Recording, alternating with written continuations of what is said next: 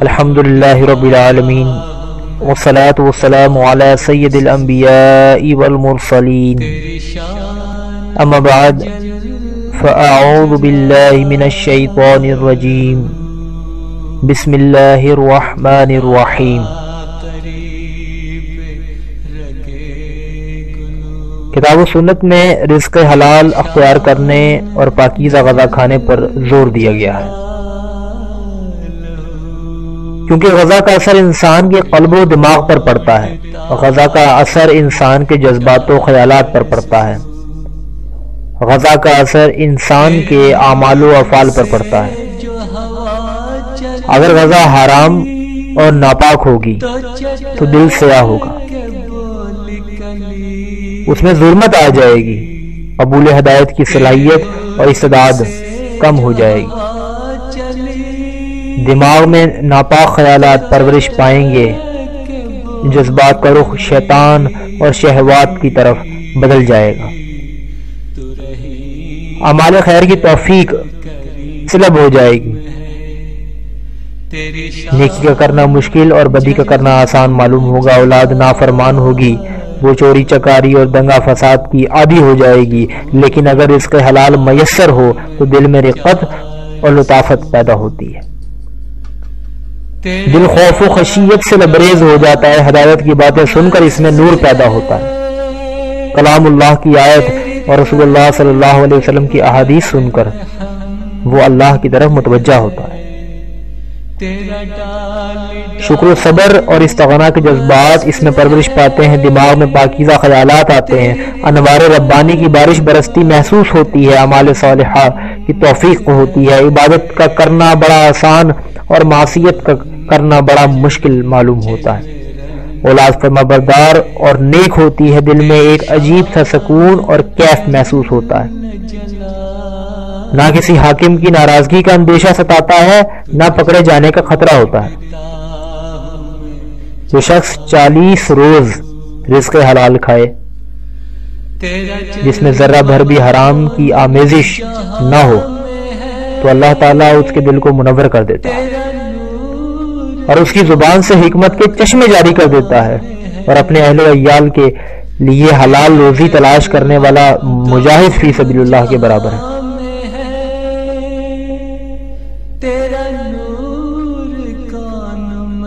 اللہ تعالیٰ ایسے لوگوں کے قلوب کو منور فرما دیتے ہیں،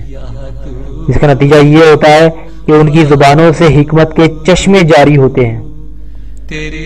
رزق حلال کی اسی اہمیت کی وجہ سے رسول اکرم صلی اللہ علیہ وسلم نے رزق حلال کی طلب کو فرض قرار دیا ہے۔ آپ علیہ السلام کا فرمان ہے، حلال کو طلب کرنا ہر مسلمان کا فرض ہے۔ ایک دوسری حدیث میں آپ علیہ السلام نے فرمایا، نماز روزہ جیسے فرائض کے بعد کسب حلال کا طلب کرنا بھی فرض ہے۔ جہاں حضور علیہ السلام نے رزق حلال کی طلب کو فرض قرار دیا ہے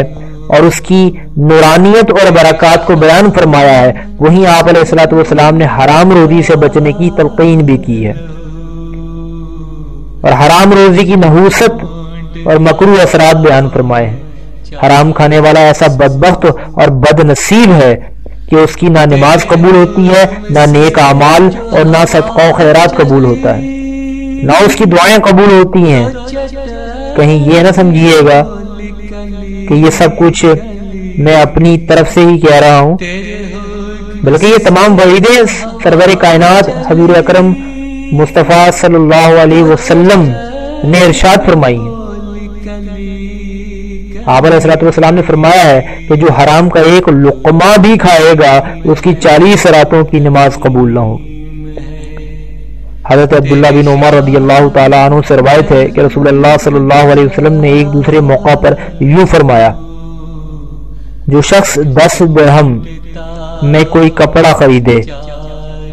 اور اس میں 1 درہم حرام کا ہو تو اللہ تعالیٰ اس کی کوئی نماز قبول نہ فرمائیں گے جب تک وہ کپڑا اس کے اوپر رہے گا۔ جو بندہ حرام لقمہ اپنے پیٹ میں ڈال لیتا ہے تو اس کے 40 دنوں کا کوئی نیک عمل قبول نہیں ہوتا۔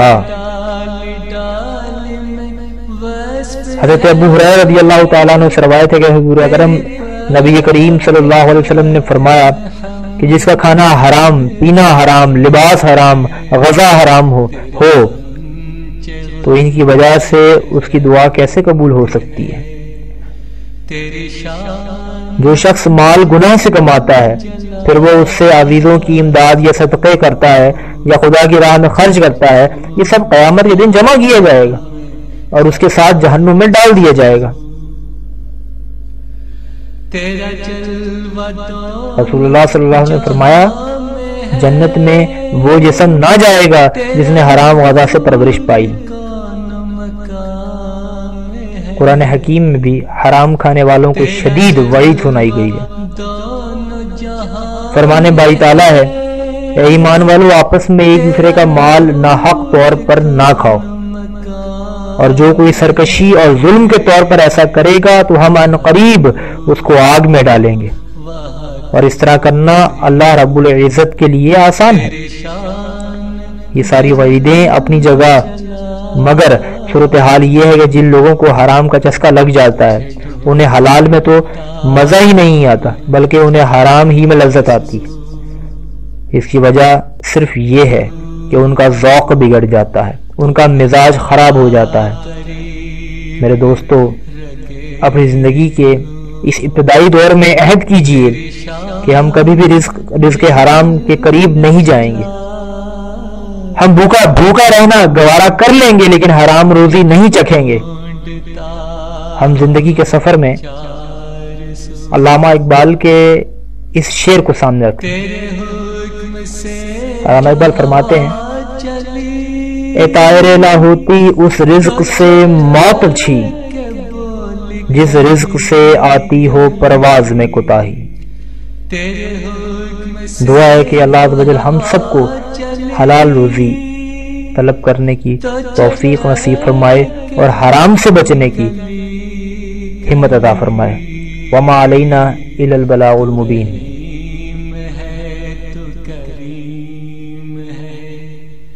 تیری شان جل جلالہ